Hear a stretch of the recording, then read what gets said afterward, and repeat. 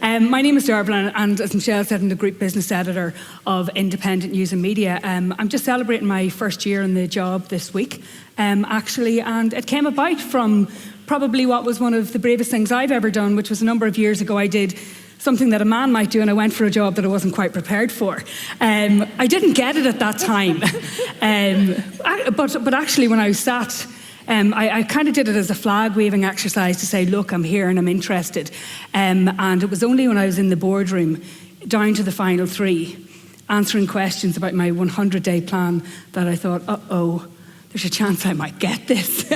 I didn't get it at that time, but what that did do, it made me a marked woman in probably one of the most positive ways, because when future roles came up, I had no excuse for not going for them.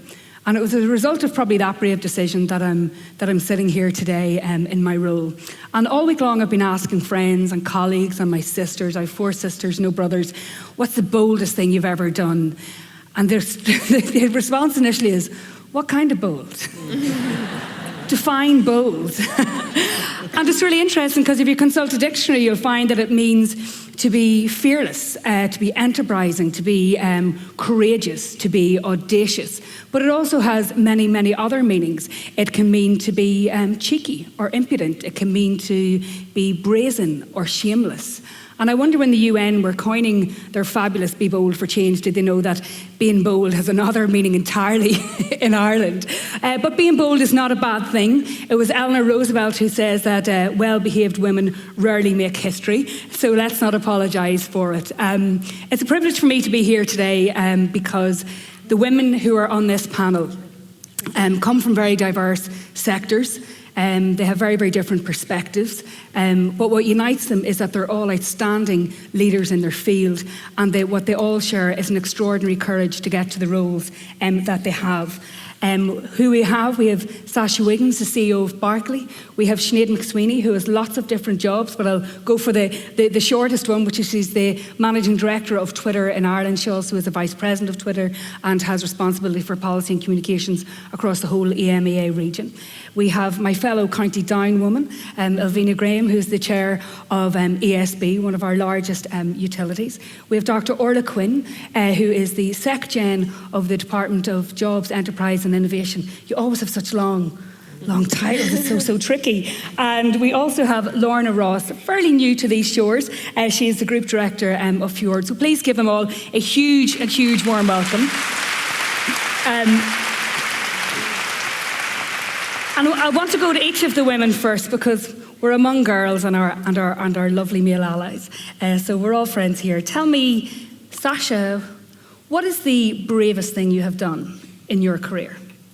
So having listened to the definitions of what bold is, I'm not sure how I'm going to answer that one. But I'd say today, being here today in front of so many people is quite overwhelming. But I would say, for me, probably the bravest or the boldest thing that I ever did was back in 2010.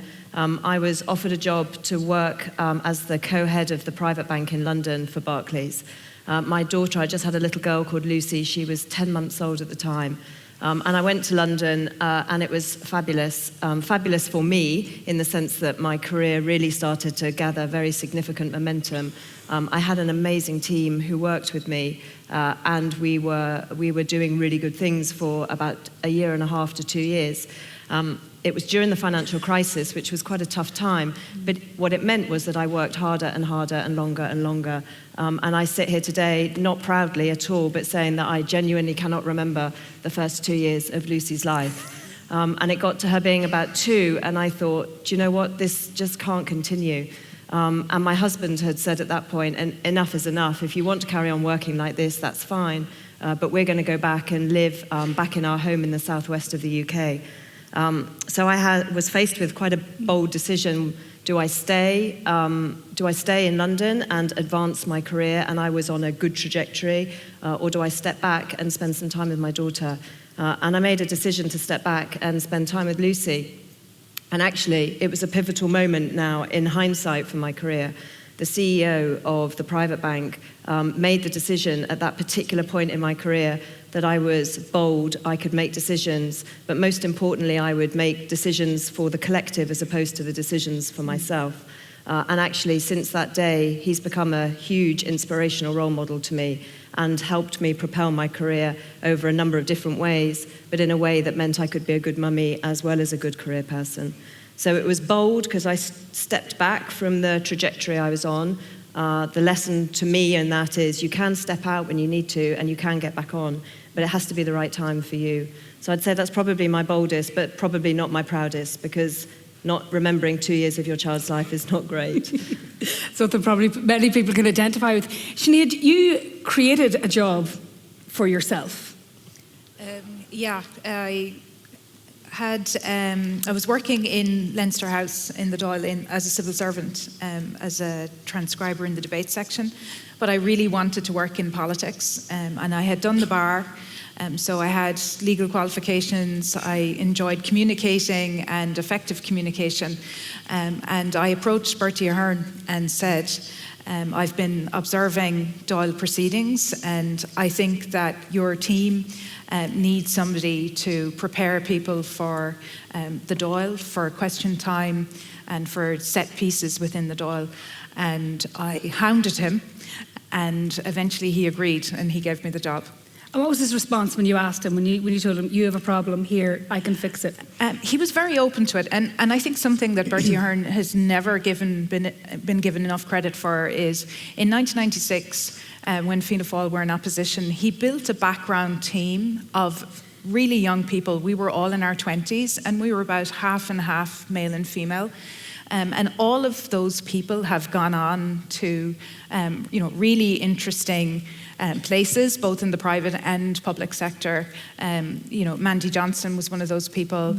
Martin Mackin, Jackie Gallagher, myself, Katrina Meehan, who's working with the HSE now in the west of Ireland. And he just saw the potential of this group of energetic, enthusiastic people. He didn't make a distinction between male and female. We all got time with the front bench and with himself, and built our careers off the back of that. So as we say in Europe, if you don't ask, you don't get. You don't ask, and I think that's an important lesson for me, that you can't waiting for somebody to come and find you. They have to know you're there, and you have to ask. Ellvena, what about for you? Was there a kind of a pivot or a point in time in your career where you had to take a decision that moved you in a particular direction? Absolutely. I mean, a number of times, Dearbhail, if I look back on it, but probably the biggest decision was actually to leave the bank. I had been, I had worked with Ulster Bank for over 30 years, and many people thought, indeed, we had come through the worst of the financial crisis. I had stuck it out through that, and then I was leaving. And some people, I suppose, mistakenly thought I was retiring. I had no intention of retiring, but certainly I had to really back myself to think, yes, I'll find other things to do, because I needed to still keep challenged. I wasn't ready to stop working, but I knew I needed to get greater balance back in life. A bit like what Sasha was talking about there, I was giving everything really to my life in work. I had been traveling extensively all over the globe. I had just been incredibly busy, felt I'd lost, in many ways, relationships with friends and family. In some ways, I just had been working too hard. So it was a big decision to leave. But I look back on it now and think it was the best thing I ever did. And why did I not do it maybe a little bit earlier? Because I now am involved in so many different industries. I still have plenty of challenges. I mean, I'm chairman of ESB, and that's the first woman to have done that role, which is something I'm really proud of. But that's a completely different industry for me. Dealing with, engineers is a different. I had better be careful because Pat is out there in that audience. But dealing with a very different industry. I'm also involved with the waterfront in Belfast, which is business, tourism, and entertainment venue. I have lots of different things going on. So looking back on it, I sort of say, why did I not do it earlier? Yeah. But at the time, it felt like a huge move. Do you want to hear a depressing statistic? No. Or even have a guess? How many female heads of a government have we had since the foundation of the state? We're about to talk to one of them. She's the 9th. Orlaigh Quinn. Thanks, That staggered me. When we chatted earlier, we just kind of realised that, gosh, only 9 kind of female heads of government. For you, working through the civil service, was there something, again, within your own career path that was a pivot that brought you up to that next level and to be was going to say amongst that 10, amongst that 9 group of women who have led a government department? Well, I started at the very lowest rung of the civil service, which was clerical assistant. It doesn't exist now. And I did work my way through various government departments, various agencies and offices. Probably one of the biggest changes I made was when I competed for a post in the European Commission. And I worked in Brussels for 3 years. And in a way that probably opened my life, my career. Again, from a confidence building, we tend to think, oh, I couldn't do that, or they'll be so clever in Brussels. And actually, when you got there, you realised, we're just as clever. Particularly, I think, in Ireland, we have very special skills in networking that applies. It was, I suppose, from a family perspective, my husband came with me. He's always been hugely supportive. And he joined an elite group. He joined the stud group in Brussels, which was spouses trailing under duress. Except he didn't travel under duress. And, it was a very defining moment for the two of us, because he would have always seen himself in terms of, if you asked Tom how he was, he'd tell you about his job. And he took time out, and he did all the minding of. We had people coming, visiting all the time, which was super. But he looked after all of that in a very supportive role, and it was just a fantastic opportunity. And they took great pride in being the studs. Oh, they had a special club called the Stud Club. Yeah, it was great fun. And so it worked really well. When we came home then, I suppose we both then pretty much changed careers. We changed house. So it was a real, I suppose, international opening up for us, and I think made a huge change in the way we approached our lives after that. So that was probably a pretty defining moment for the two of us. If we look across the panel and look at, banking, tech, banking and energy, government, they're all sectors that once would have been very, very male-dominated, and perhaps in some sectors still. Design, Lorna, is that something that is still kind of quite male-dominated? And what was your big turning point that propelled you? It's pretty dominated at the leadership level still. I think it probably kind of, tracks to a lot of industries. I think there's a lot of amazing women designers. I think the same kind of challenges as you kind of move through a career and make decisions and choices and trade-offs affect female designers, when they make decisions. It's also an industry, I think, where characteristics of kind of confidence and the kind of self, advocating for yourself really kind of gain you that kind of leadership, and I think that's something that maybe some women shy away from. But yeah, so I think it's similar. Shall I tell you about my time? Yeah, we were talking. It's interesting that the theme of visibility has come up, and invisibility, and you had kind of Lorna came from the healthcare sector, and you had kind of an interesting anecdote from the Mayo Clinic, just even in terms of. Yeah, I had this great friend. She was a physician, a dermatologist, and I was talking to her one day. So every year at Mayo there was this beautiful atrium, and they would post these, really huge portraits of all the teaching faculty, so all the different physicians that were part of the med school, and it would be basically acknowledging their contribution, but all the students would identify the kind of like key professors who had really kind of contributed. And I would walk through this space to work, and it was just like really dominant, and it would be maybe a wall of like 50 portraits, photographs. And there was maybe 2 women every year. There would be maybe 1 or 2 women in it. And I remember saying to Neka, this friend of mine, one day, I think I was like, what's the deal with, do women not teach at Mayo? Is that something that, it's not encouraged, or it's just not considered a career path? Why are there no women professors? And she said, oh no, we all teach. It's that the people we're teaching, the young, adults that we're teaching, culturally they're really used to women helping them. So they don't notice when women help. But when men help them, like reach back a generation or reach back from, a position of power and help someone, it's really conspicuous, and they notice it. And so kind of a lot of the women who did teach in the med school had this conversation about how they were doing the same work, doing the same amount of teaching, mentoring the students, but kind of collectively had started to kind of understand and actually, kind of tell each other, they will expect you to help them. It's culturally what people expect women to do. They don't think it's extraordinary, and they don't think it's exceptional, and they don't think it should be rewarded. It's expected. Whereas men, when they do that, are rewarded. And again, generalizing, but it was a really kind of stunning insight, for me, because particularly I was thinking about, we worked a lot with the med school, and the students were so young, they're kind of millennials, and I was kind of, I guess, just so disappointed to think that generation still has this kind of just using these stereotypes of, when women help, it's like my mom, that's what women do. And I don't really notice, them doing it as much as when I notice a man helping me with my career. And those kind of cultural things can be ingrained from a very, very young age. Yeah.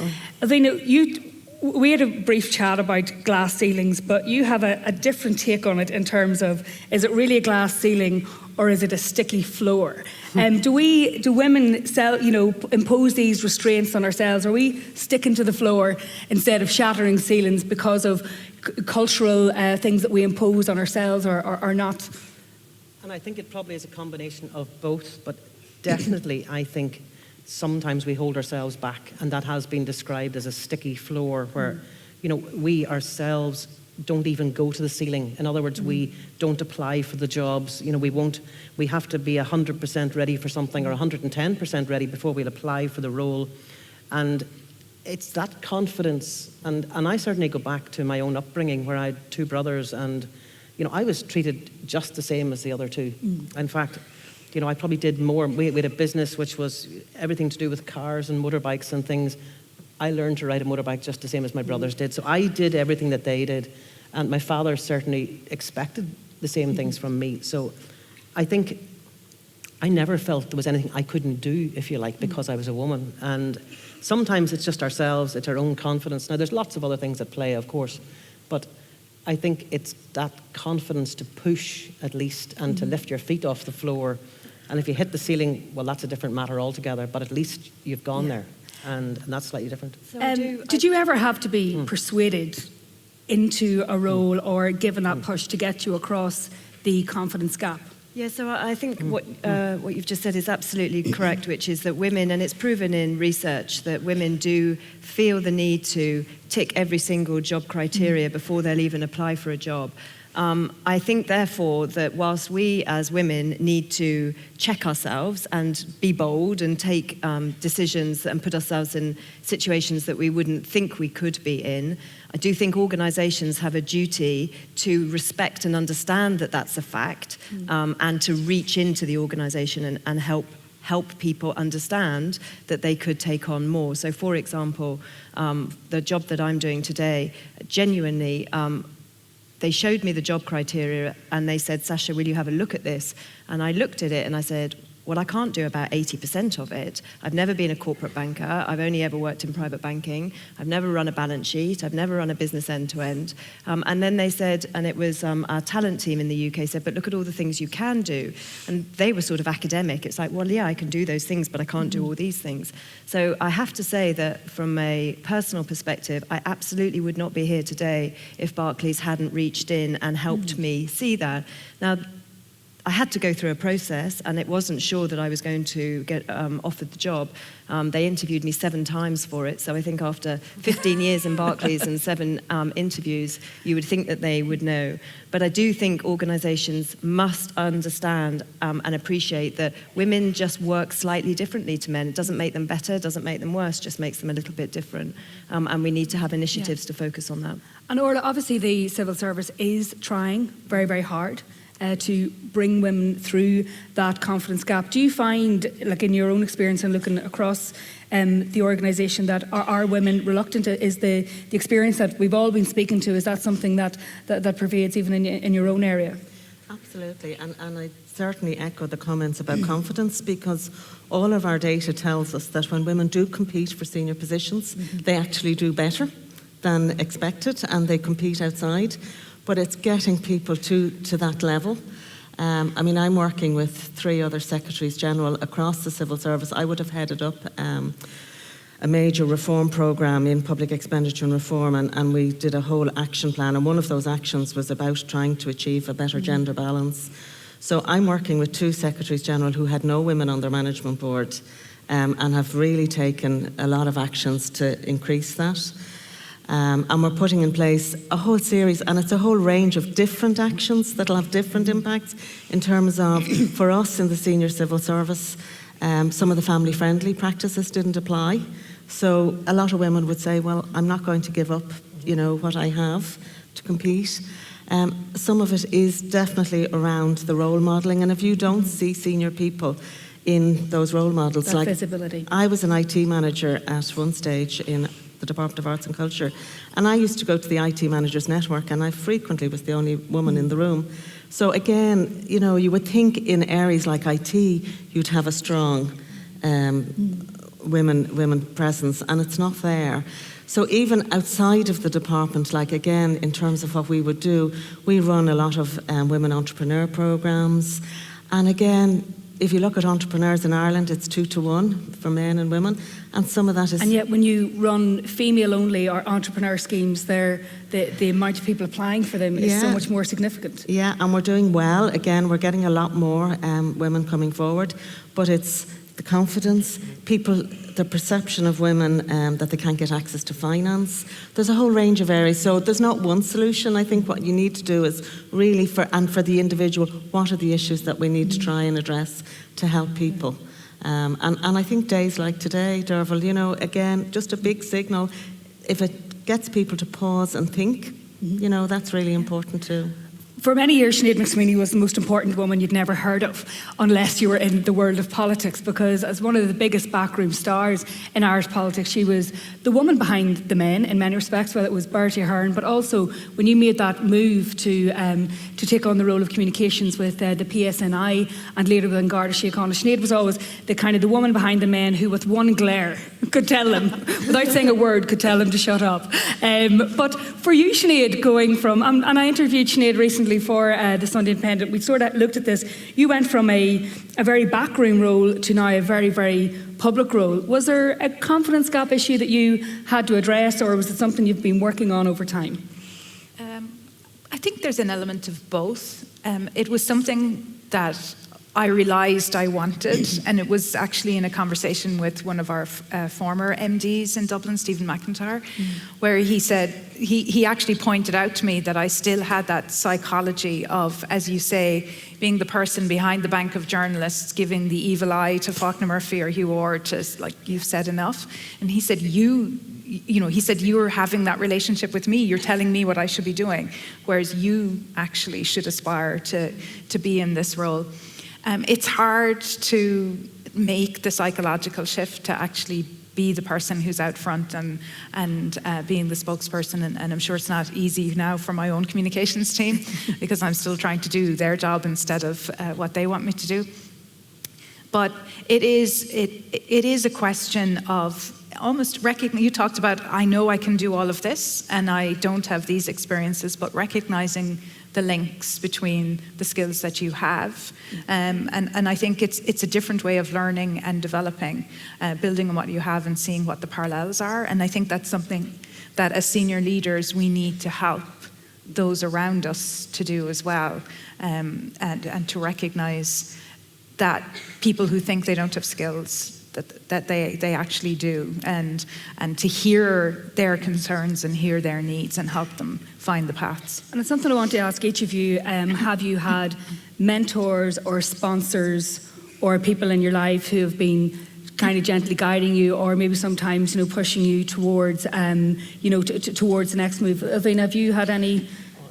I have. I mean, over my career, I would say I've had a number of mentors. One stands out in my mind because really he just pushed me, and if I didn't want to do something, he would say, why not? And I felt actually having a male mentor at the time, he just thought differently than I did. Therefore, if I'd had a female mentor, the chances are she'd have been thinking the same way that I did. He literally thought the world was open and I could go and do anything. Encouraged me, we used to call him Barney because he was like a Barnabas, an encourager, and that was just the way he was. But he also pushed me way beyond, and funnily enough, he always said to me, Ellvena, you'll be able to leave the bank and you'll be able to go back onto the board. And I can remember saying, well, nobody's ever done that. But actually, in the end of the day, that's just what I did. But he really could see things for me and wanted me to progress. And I think that's what you need in a mentor. You need someone who wants to see you get better, who wants to see you do things differently in a different industry, just looks and I think encourages you beyond belief. Now, they also challenge you, but they will support and Sasha, you've encourage quite a special mentor, don't you? Yeah, well, so I think it's really important to differentiate actually between a mentor and a sponsor because they are completely different. And in fact, I saw a 30% Club picture, I want to think what the proper word is for, anyway, a picture that came through on an email the day before yesterday. And one of my mentors, I have a few mentors, they change through my life and my career, but one of my mentors is a lady called Lady Barbara Judge. She's the first ever female chair of the Institute of Directors in the UK. She is a phenomenal, phenomenal person. She actually came to Ireland and spoke a couple of weeks ago at the 30% Club. And she gave a really good description of the difference between a mentor and a sponsor, and I now see it in the 30% Club literature. She says a mentor speaks with you and a sponsor speaks about you, and they're completely different. So yes, I have a number of mentors. Lady Barbara, I'm very, very privileged to have her as one of my mentors, but I'm also pretty clear about who my sponsors are, and I think it's really important at every stage of your career to really understand who is the person that is fighting your corner in a room where you're not present, because you absolutely need those people. And if you don't know who those people are, then you need to find out who those people are and spend a bit of time with them. But I wouldn't speak to my mentor in the same way that I speak to my sponsor. I'm much more open with my mentor than I am with my sponsor. Lorna, have you anyone that is sort of, or a set of people? I kind of think I've got a kitchen cabinet, most of whom I've never met, but I draw upon them for various different things. But do you surround yourself by people who kind of help promote you or console you? No, I don't know if designers do that. I think the people that have been most kind of influential have been people who've given me opportunities. There's been no persistent person, but looking at, I think about in my career when people kind of identify with what you're doing and kind of project back onto you a capacity to do something. So I'm kind of reminded of one time I presented at a conference and met someone directly afterwards who had been speaking at the same conference, and I was sitting watching him speak. He was from the Department of Defense in the States, and I was thinking, God, I would just love to work on that program they were running about future warrior stuff. And I spoke, and then afterwards he came over to me and said, I want you to come and work for me. And so I think it's, I've never had people that I've really kind of, and maybe I should kind of carved out as people that advise me, but I've always tried to kind of move towards people who kind of reflect back at you. They have a confidence in you, and they see something, and I think it's just that kind of being able to pay attention and kind of pick up on those cues. And I think it is kind of, and I can, it's not even a trust thing, as if you admire someone and they see a capacity in you, I think you really have to pay, that's really has been meaningful to me, is to pick up on those things and kind of read them and then take advantage of that. And Orlaigh, has that been the same for you, kind of seeing and seizing the opportunities? I think so. I mean, I suppose we all have to go back and see our original mentors probably were our parents. Mm-hmm. I mean, my parents are both dead 30 years, and they never went past primary school education, but they had a huge ambition for us. Mm-hmm. Their ambition was to get us to Leaving Cert. That was as far as they could get to. And the idea that I'd have done a doctorate, I think, would have been so far off their scale. So I suppose at the same time, they were huge leaders in the community, and that was, I suppose, a big, strong role model for me. Career-wise, I've never had sort of that formal mentor-sponsor role, as you describe, but at various stages of my career, people would have probably positioned me or given me opportunities that helped to broaden my career. So when I left IT, for example, and I moved to the Department of Social Protection, I said, I really want to work in a policy area. Please don't place me into an IT role. And in that department, as you can imagine, 85 million payments a year, it's hugely IT dependent. And in fairness, the head of HR said, okay, you want to work in policy, we'll give you a chance. And that really changed my career path. So at stages where I asked, or at times, one senior manager I worked with said to me, you need to work in corporate to balance out your job spec, and she placed me into a corporate governance role. So that was very supportive, and I think as I took on some of my education, which I did part-time, again, managers were supportive. But sometimes, and I think I've probably learned more sometimes from the ones who weren't. because you say, I will never behave like that. I remember one guy stopped my career progression, wouldn't let me go for promotion because I was actually, I had a parent who was dying at home and I was late every morning for about a month. And so you learn from that and you say, I will never, ever do that.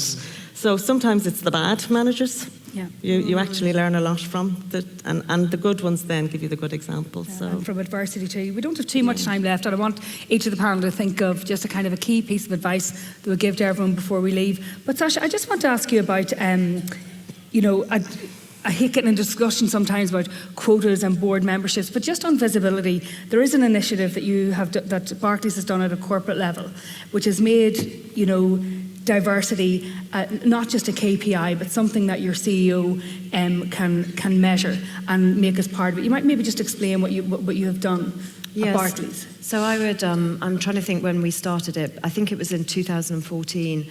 Our group CEO at the time, Anthony Jenkins, set an aspirational target. It's not a quota, it's a target, to increase the number of women in senior leadership positions. He was accountable for it. It's in his annual assessment in terms of his own personal performance, and we also disclose it in our report and accounts. Since 2014, year on year, we've made an increase in the number of women in those senior leadership positions. We've just restated that number as at 2017 with our new CEO. I have to say that the point at which the CEO became accountable for encouraging cultural change, it's really made a material difference. But I would say that you have to run that in parallel with a couple of initiatives. The key one I think that Barclays does really well is we launched something called dynamic working in 2014 in the UK, and I brought it to Ireland in 2015. Dynamic working is not part-time working, it's not flexible working, it's not just for women, it's for everybody, and it's a proper cultural change. Every single role in Barclays can apply for dynamic working, and that can mean different things. It can mean coming in at 8 and leaving at 4. It can mean coming in at 12 and leaving at 9. It can mean working from home or from a different office. It's to do lots of things, and it's not about just having children. It's about looking after elderly parents. It's about training for a marathon. It's about working for a couple of hours a week for a charity. Yeah. So, and now in Barclays in Ireland, the 3 executive directors, we all work dynamically. All of the executive committee work some form of formal or informal dynamic working. And we believe that you have to lead from the top to really affect cultural change. And if we can do it, so can everybody. Not every single job can apply for it and get exactly what they want, but we'll always offer something that will help them achieve their ambition. And I would say those 2 things together, dynamic working and the group CEO being accountable, has really started to turn the dial at Barclays. Brilliant. There's a lovely little thing, red screen you can't see, saying time is up. But before we go, it was Mark Twain who said 20 years from now you'll be more disappointed by the things that you didn't do than the things you did. So I'm now 21 years out of college, and I kind of sometimes look back and go, what would I advise myself back at that stage? So is there anything you've learned from your career, or one little nugget that you would give as just a little bit of a parting shot? And we'll go through all the panel. Lorna. Yeah. So I have twice in my career completely pivoted away from what I know. So I once, probably 10 years into a career, had established it and was getting bored, but was also enjoying the kind of benefits of being an expert. And I kind of went and reinvented myself, trying to get into designing in healthcare from having done a different kind of design. And so I had to start at the bottom and be a non-expert, which is terrifying. And then the last 10 years been in healthcare, and I've just two months ago come here. And kind of when you gain a certain advantage and become expert, you can want to hang on to that, and you can want to really stay an expert and feel safe and have all the rewards of being the expert, and to be able to let that go and kind of embrace something that's about growth is really hard. And this is the second time I really advise people do it before someone does it to you. It's to really move towards things that force you to grow and let go of things that are safe. Yeah, let go. Orlaigh, what advice would you give to a younger self? I think the younger self is put yourself forward, compete for things, take that chance. And the other thing I'd always advise is, you know, if you've gone through a competition or an interview or whatever the opportunity is, go back afterwards and pick up the feedback, even when you were successful, because you will get tips from who was on the board, who was part of the assessment, you know, and I have found that to be very helpful, both for the successful and the unsuccessful. But yeah, compete, take that chance. It's great. Ellvena. There's a bit of a recurring theme here, but I've always been a great advocate of, you know, pushing the boundaries. And I was once given the advice, you know, your comfort zone is a lovely place, but nothing ever grows there. And therefore, you know, go outside your comfort zone, and then the world is your oyster, I think. Sinead.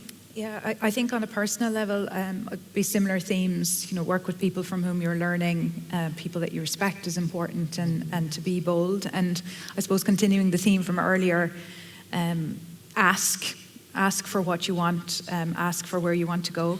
But I think that maybe a piece of advice as I continue to my older self, and I think female leaders in particular, that if we encourage people to ask, we have to be sure that as leaders we're listening, and that we're watching for those moments where somebody is looking for an opportunity or is struggling.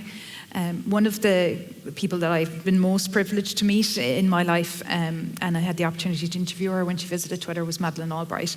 And I recommend people to, you know, find every podcast she's ever done, anything on YouTube. She just has so much wisdom. But she has been saying for years, albeit it was misconstrued last year when she repeated it again, that there's a special place in hell for women who don't help other women. And I think that there are too many women who kind of think, well, it was tough for me to get there, so I'm going to kick the old ladder behind me. We have to be listening, and we have to be watching for the same insecurities, the same doubts that we had, but we were fortunate to have people to push through them for us. Sasha, the final word. My final word, my goodness. What would I tell my younger self? I think I would tell my younger self when I left university, I thought my career would be an upward trajectory. And I'd tell my younger self, life never works out like that. Take steps out, take steps sideways, do whatever you need to do, but don't look back and miss out big chunks of or periods of your life that you then look back and regret. So be bold, help others around you, but just don't expect it to be a straight line from the start right to the top, because it absolutely isn't. The only bad thing with this panel is that I just want to stay on and talk. There's so many topics I'd hoped to discover, but on your behalf, it's been a privilege for me, but on your behalf, please give a really warm gratitude to Sasha, to Sinead, to Ellvena, Orlaigh and Lorna. Thank you.